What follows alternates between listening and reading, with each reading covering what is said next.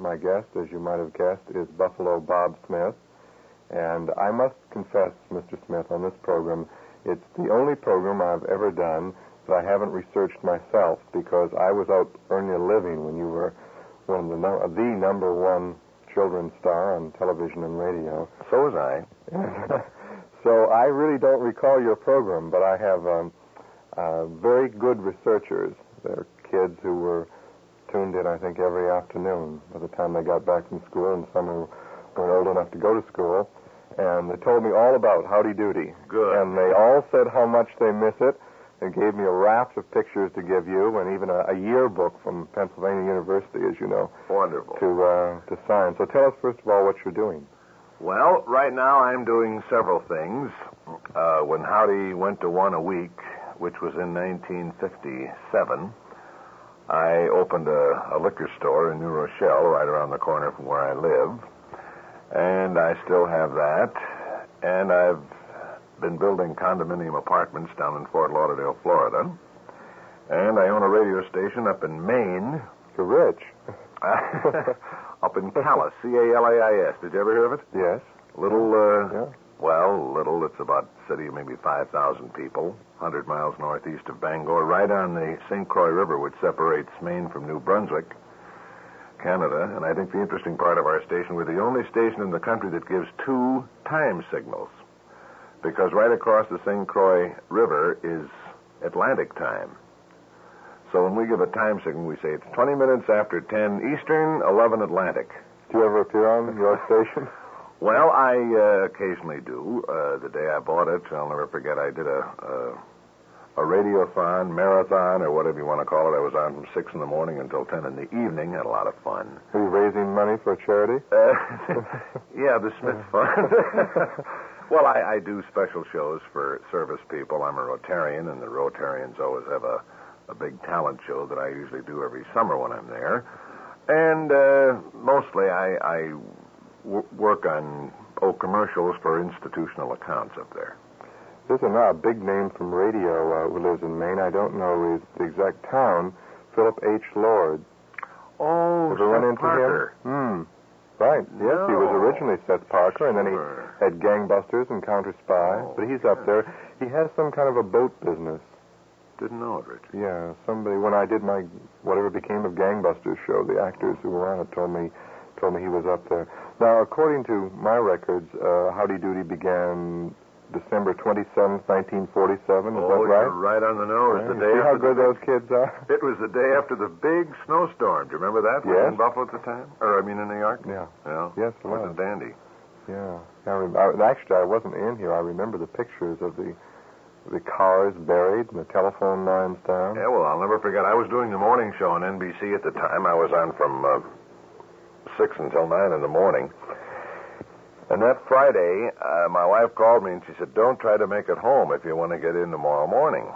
Because I had the morning show to do on Saturday, and then at 5 o'clock was our first Howdy show. So, of course, I stayed in. I believe I was in New York for about 5 or 6 days. Every morning I'd have to go out and buy a suit of underwear, another pair of socks, another shirt, another tie, and handkerchief. It was really quite a thing. But that's one way of remembering Howdy Doody's, what do we say? Well, it certainly wasn't a bad omen. It was a good one. It was on until, what, 1960? Until September 30, 1960, uh-huh. You must run into an awful lot of kids who recognize you on the street, because to begin with, you don't look any different than you did then. I don't know what we're going to do when I publish my book. Incidentally, this is the first recorded segment of the new book, so you're getting a preview of Volume 2, whatever became of, which will be published by Crown in, about February 1968. Good. And so we'll take some pictures today. Fine. So what are we going to do, because you look the same? That's cute. Well, actually, I really love the type of thing I'm doing now. I don't have to be anywhere at any given set time. You know, the radio station runs without me, so does a liquor store, so do the apartments, but I'm plus value in all the ventures that I go into, you see. Do you miss it, television? Not really. I would like to, if I ever did go back, I would like to go back, be a spokesman for some company do their commercials. I think I could do a good job on this in that I could handle sales conventions and things like that, I think, quite well. In one of the books on television, there have been several published recently, I think it was called How Sweet It Was, it said that, and I'm asking now if this is true, did expectant mothers really write in and say that they were going to have a baby in such and such a month and they wanted to reserve tickets? Exactly. I'd say we were at least 2.5 years behind. You see, we only seated 40 kids in the peanut gallery.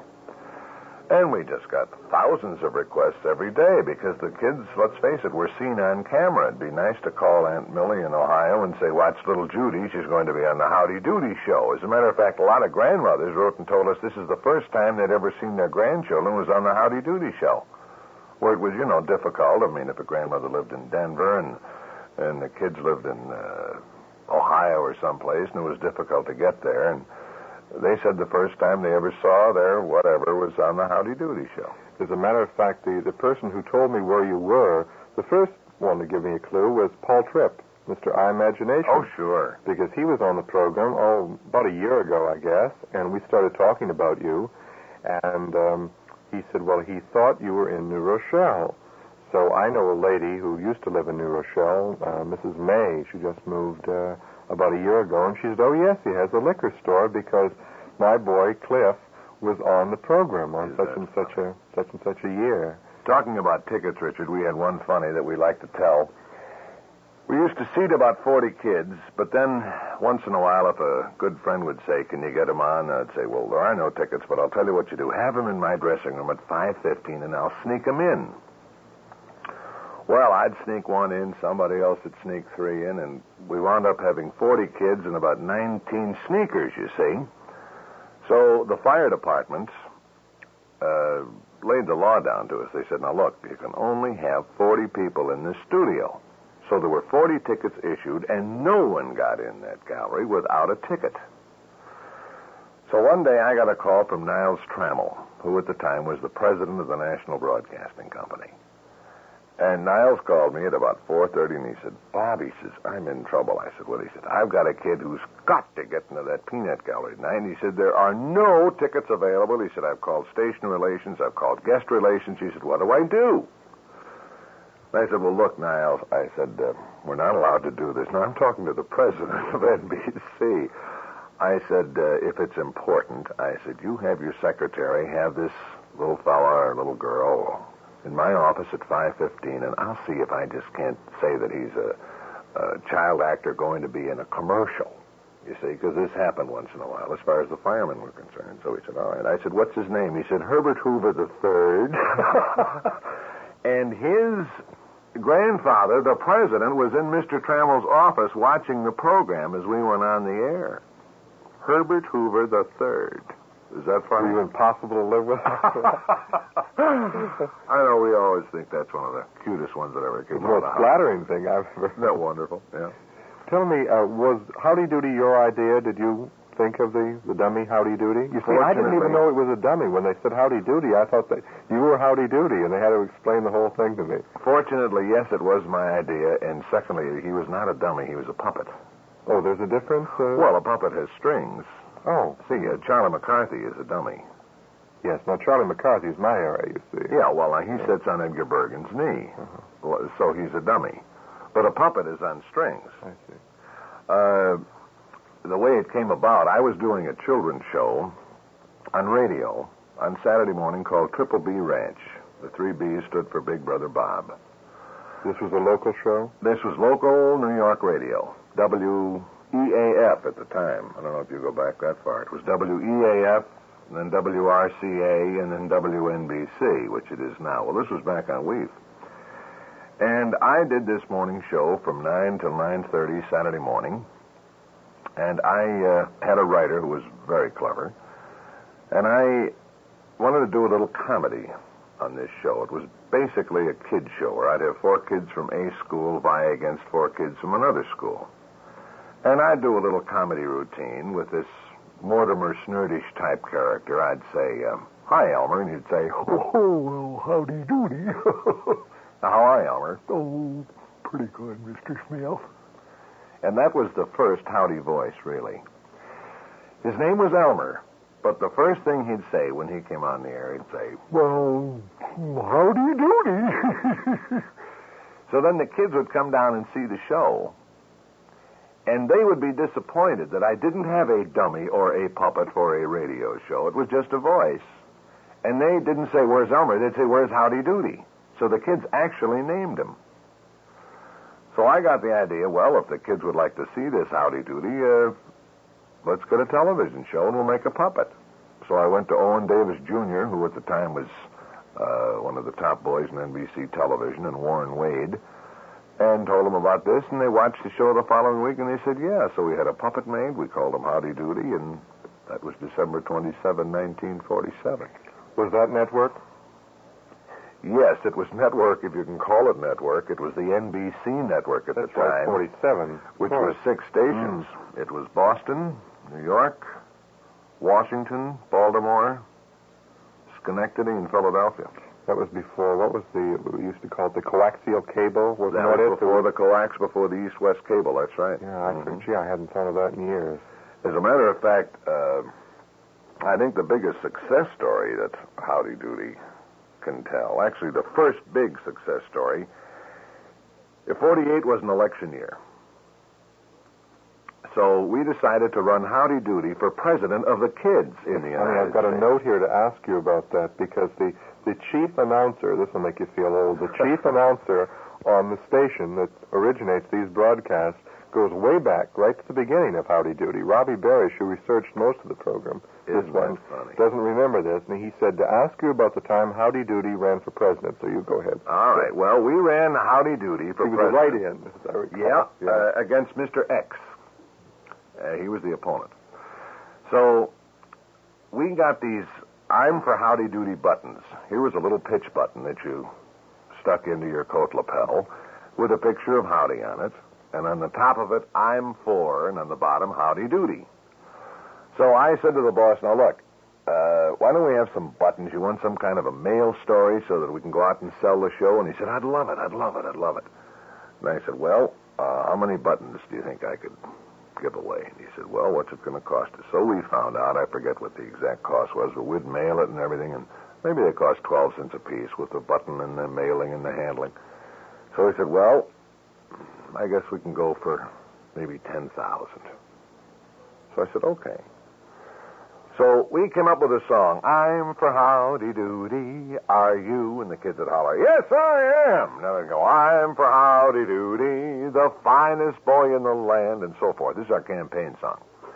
So he said, all right, now you kids, if you're for Howdy Doody, you write it and we'll send you your I'm for Howdy Doody button. Now send in right away. We don't know how many we'll have, and we give the address. Monday morning, we get a call from Boston. 4,000 requests. Philadelphia. 8,000 requests. Washington, Baltimore. 6,500 requests. New York. 14,000 requests. I thought I lost my job. We had over 80,000 responses in 3 days from 6 stations. But the payoff is there were only 40,000 sets in the 6 cities. So our response was more than 2 to 1 per each television. Of course, in those days, you used to go to your neighbor's house to watch television. I remember that. That's a bit. 10 kids would watch, and 10 kids would send. Well, this is the greatest response in the world. The following week, we were sold out completely. Colgate bought 2 spots. Kellogg's bought 2 spots, and boom. I think inside of 3 weeks, Howdy Doody was sold out. Well, I hope you were one of the programs that sent these things out to kids, because I used to write in for the radio offers, you know, the Green Hornet for the glow-in-the-dark ring. I never did get that. Well, we certainly sent every kid, and if not, they can call me up, because I've got 864,000 more buttons in the attic. No, I'm just kidding. Well, I collect them, so I would like to have one of those. But I have one complaint about you, because the same fellow, the chief announcer, never got his ring. Oh, no. The Howdy Doody ring, because I brought in the Howdy Doody spoon. I collect teaspoons. I think you're talking about the Captain Video ring. No, I'm not. No, he said he thought it was a ring. And I said, well, I have a Howdy Doody spoon, which I won't give you, but I'll show you. You remember the Howdy Doody spoon? I really don't. Well, I stirred my tea with it this morning. Anyway, you better give him a button and make him feel better. He'll be in place of the ring. Tell me how the characters, I have to look at my notes here, how they came about Phineas T. Bluster, who I understand was a heavy. All right, well, now you've got it spelled incorrectly. You've got F-I-N. It was P-H. All right. Only because he was named after P.T. Barnum, who was Phineas T. Barnum, you see. And this was a blustering character. You talk like this. So Phineas T. Bluster was Howdy's enemy, constant enemy. And they said that he was the he was terrible. Now, Princess Summer, Fall, Winter, Spring. Oh, probably the most beautiful girl I think I've ever seen in person in my life was Judy Tyler. Steve Post tells me also that she was killed in an automobile accident. That's the original. Right. The original Judy Tyler came with us, I'd say in about 1952, probably. Judy worked, just sensationally well. Kids loved her. Really a beautiful girl. Sang, danced. And then she asked for a 6-month leave to do a part in the Rodgers and Hammerstein Broadway show Pipe Dream with Madame Schumann-Heink. And she did that. She did a fine job. Excuse me, I think you mean Helen Traubel. Oh, I'm sorry. Yes, certainly Helen Traubel. Forgive me. Yes, Helen Traubel, right? On the strength of her success in that show, she was given an opportunity to play in a movie with Elvis Presley called Jailhouse Rock, which she did. Did such a great job in that. 20th Century Fox, I believe it was, signed her to a 2-year contract where she would make at least 4 pictures. She married a fine young man out on the West Coast. She had about a month's hiatus before she went into more production of films. Her booking agent had 4 or 5 guest shots lined up for her in New York television, like, What's My Line or whatever. And both she and her husband were killed in Billy the Kid, Wyoming, on July 4th in 1956. I'll never forget, I was at the country club with my wife and kids. We were watching the fireworks, and I came home, and it was AP or UP or one of the wire services calling me for a bio on Judy, and of course I reluctantly gave it to him. She was most talented. Now, the next one was Dilly Dally, who was a stooge and friend of Howdy Doody. He was my favorite puppet. He could wiggle his ears. He sure could. Either one at a time or both. Dilly Dally out. Done by Bill LaCornick, who is a very clever puppeteer. Let's see. It said you had comic books and T-shirts. I do remember the T-shirts, seeing kids with them. I think the boy was not wearing one today. Well, my kids at the time, Robin and Ronnie. Robin is now 25 and a medical student at the University of Buffalo. Ronnie is a broker. They were born in 43 and 41, so they were 6 and 4 when Howdy started, so they grew up all the way through it, And they wouldn't wear anything Howdy Doody because the kids in the neighborhood would tease them. They'd much rather their daddy was a garbage man than Buffalo Bob. Did they watch you, though, when you were on? Intently. And my wife said they never called me Dad. I was always Mr. Smith on the show. Because Clarabelle would squirt me, you see. He'd run behind me with a seltzer bottle and squirt me. And the kids in the peanut gallery said, "Look out, Mr. Smith, look out." And my wife said, "Robin and Ronnie, be right up there. Look out, Mr. Smith, look out." Well, that's a great tribute to your acting ability. Yeah, I was Mr. Smith when I was on television. Then we dropped that and called it Buffalo Bob. For one reason, I never wanted kids to have to show respect. As soon as a kid's born, he has to show respect. It's got to be Uncle Vic, Aunt Mary, Uncle Carl. The teacher is Miss or Mrs., and it's... So I didn't want to be Mr. Smith, so I wanted to be one of them, so we took on the title of Buffalo Bob. So you mentioned Clarabelle. Now, he is Captain Kangaroo, is that correct? Our first Clarabelle was Bobby Keeshan, who is now Captain Kangaroo. He was a clown? That's right. He was a clown for about, he was with us for, 4 or 5 years. And then we got probably the greatest Clarabelle in the world, in Lou Anderson, who is now one of the Honey Dreamers, the vocal group. Oh, really? Wouldn't you really rather have a beauty? Yeah. He wrote all that, and he's very clever. Yeah. Now, the other one is John J. Faduzel? John J. Faduzel, America's #1 private eye. I'm glad you did that. It said, be sure to do that. Oh, you have that all? Yeah, and I couldn't do that the way you did. Well, actually, the only character I ever did, rather, the only voice that I ever did was Howdy Doody and his grandfather, Grandpa Doody. Now, Clarabelle said, I'm again referring to my notes, as a clown. The first was was now Captain Kangaroo. Right. Is that the correct name? Bobby Keeshan, that's right. Right. And his weapon was a seltzer bottle. It sure was. Right. And I got it. He never spoke, but had a horn like Harpo Mark. He had a yes and a no horn. A yes horn was a very sharp horn, and a no was a horn. So we'd know how he felt, at least. Now, the next character, Cornelius J. Cobb, who was Corny Cobb. Was that in Dutyville? Oh, yes, he was the storekeeper. That was Bobby Nicholson. Bobby Nicholson, very, very clever fellow. He and I courted twins in Buffalo when we were 15 years old, believe it or not. And I brought him to New York. Well, actually, he was our second Clarabelle, excuse me. Bobby Nicholson was Clarabelle for a few years, and then we decided he had too much talent to hide him in a clown suit and have him a mute. He played many instruments and sings very well. So we invented this Corny Cobb character, and then we got Lou Anderson to come in and be our third Clarabelle. Well, we were talking a few minutes ago about Howdy Doody running for president. I wanted to ask you, did he get any write-in votes? Oh, he got more votes than Wallace. He actually got more write-in votes than Henry Wallace did. Yes, he certainly did. Is there a Dutyville? Any place? No. That you know of? I thought maybe he was so popular. I thought maybe a little town might have changed their name. No, we were talking long ago where the cross-county center is now of making this a Dutyville, which was way in anticipation of what Walt Disney did with his Disneyland. We were going to really have a Dutyville. When your former viewers come in and are able to buy a pint of whiskey without... does that make you feel old? That's funny.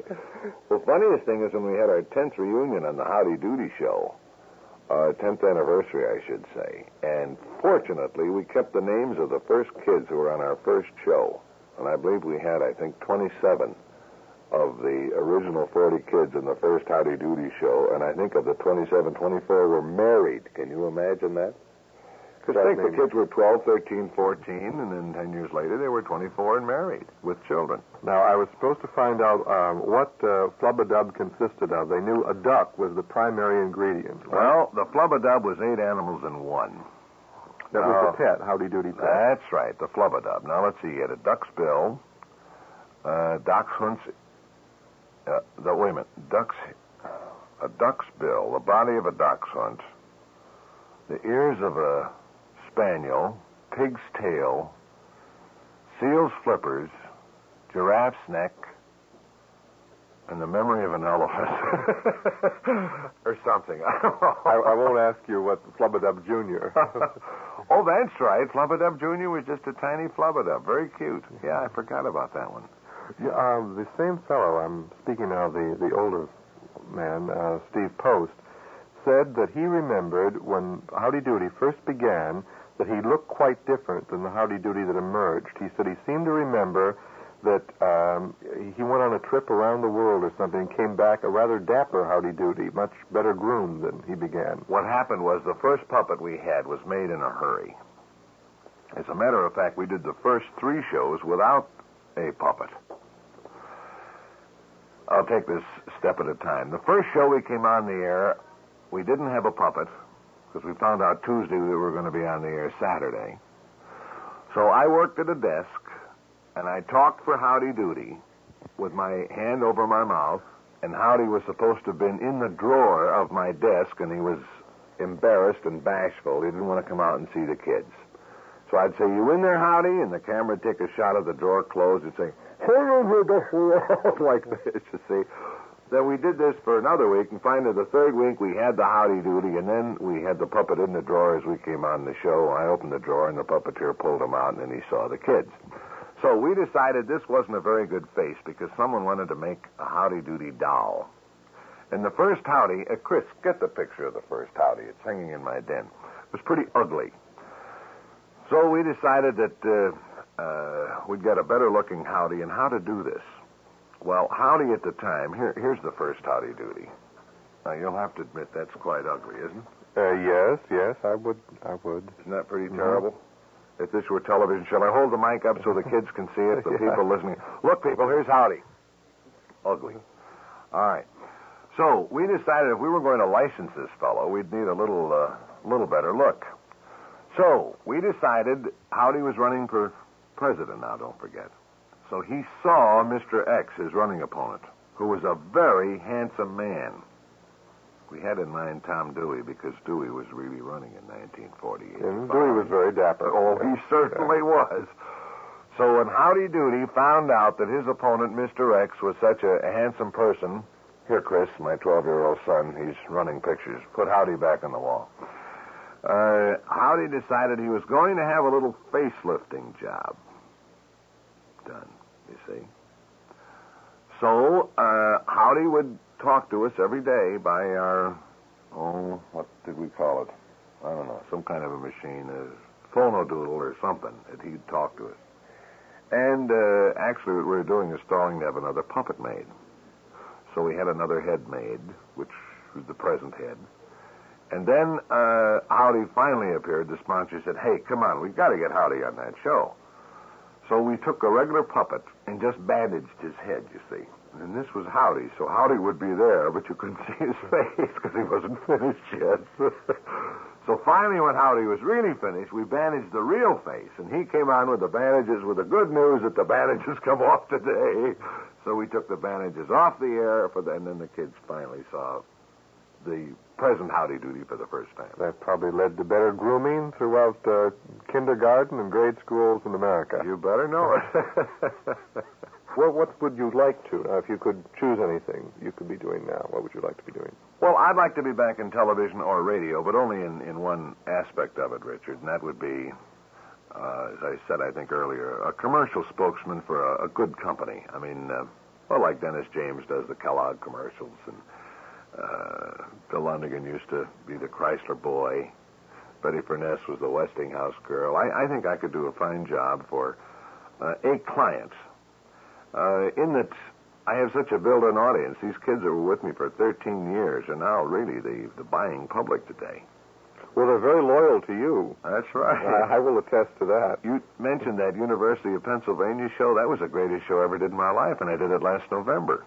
That was the brother of Peter Schaefer who drove me out, Richard Schaefer, who was a student there. Well, one of the students got to me, and would I possibly get a kinescope from the year 48? So I happened to have 2 kinescopes. Because NBC didn't have them, they threw them all out, and I grabbed some prizes, some breakups some funny shows, or we laughed for 5 minutes, And I sent them these 2, and he said, incidentally, would you want to come out? I said, what are you going to do? So he told me they were having a Howdy Doody week there. So my wife and I drove to Pennsylvania, and I never had a better time in my life. No one told anybody that I was going to be there, and I wore the Buffalo Bob suit. First, they showed the 2 kinescopes of the Howdy, and the kids laughed. It's so funny to watch television from 20 years ago. And I walked out on that stage, and I'm telling you, I never had such a reception in my life. I planned to do we did all our, who's the funniest clown you know, Clarabelle. Well, they loved all this stuff. And they asked me some questions, and believe it or not, I did a question and answer bit for about an hour and a quarter. And these are, all college and graduate students. These are all kids averaging an age from, I'd say, 21 to 26, 7, 8. It was fantastic. You made the transition from radio, because you're a radio man, before you went into television. Was television as much fun as radio used to be when it began, that is in 47, 48, 49? Was it always so hectic? It is now. It was hectic. I'll tell you, I actually, when we started, we hardly rehearsed at all, I must confess, because we didn't have time. We couldn't afford the rehearsal. We'd practically talk through everything. I mean, we'd have talk-throughs with the camera crew. Then, of course, the latter years, from 55 on, every show we did was in color. And, we'd take an hour to rehearse each commercial. Because if you're doing, shall we say, cherry jello, it can't be green, And you got to get that color just right. And we'd sit there in this 2,200-foot candle of light, which is very, very hot, and rehearse and precise. And, it was a lot of work. But you want to go right back. It's the right thing. Not with another kid show, 5 a week. I gotta confess, I wouldn't do that. No. That's too tough. No, I'd like to be a commercial spokesman for somebody. Get me a good job. Be my agent.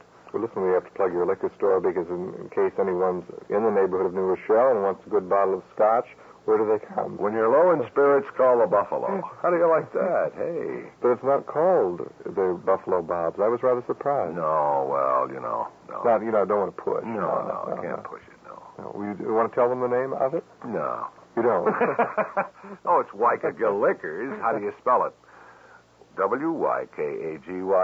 First letters, and would you kiss a girl you love? Yes, sir. Well, I'm going to sample a bit of that as soon as we finish this recording. I'll go with it. I don't remember. How did Howdy Doody sign off? How do you want to say goodbye to everybody?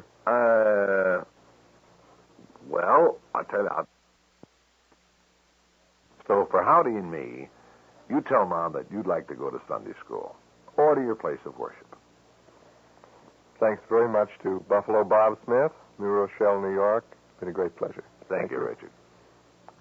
A number of you have written to me from time to time asking me for photographs of some of the various people who have been interviewed on this series, and I usually don't have them to send them to you. For that reason, I think you might be interested in the TV Radio Mirror issue of October 1967, because they've given this program two-page picture layout, and you'll be able to find pictures of Julie Stevens, who played the Romance of Helen Trent, and Just Plain Bill, who was really Arthur Hughes. And there's also a picture in here of the whatever became of second anniversary party when we had Dickie Moore on with Winnie Shaw and Lena Basquette. They're all there, as is Claire Luce and Jack Pearl, alias Baron von Munchausen, and Mr. John T. Scopes of the famous Monkey Trial.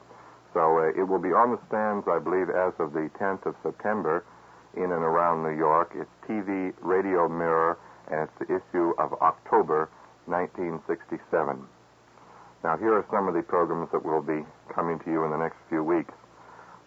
One with Betty Boop, the girl who played Miss Boop and Olive Oyl and Sweet Pea for so many years in those Paramount Pictures cartoons. Her name is Mae Questel, and on the same program we'll have the granddaughter of the famous cartoon producer Max Fleischer. And from radio, David Harum, who was for so many years the Cracker Barrel philosopher from New England. And Captain Video, along with the Video Rangers. Don Hastings played the Video Rangers, and Al Hodge was Captain Video. They'll both be on the same program. Also from radio, Casey Crime Photographer. The title role was played by Stotts Cotsworth, and he'll be here along with John Gibson, who was Ethelbert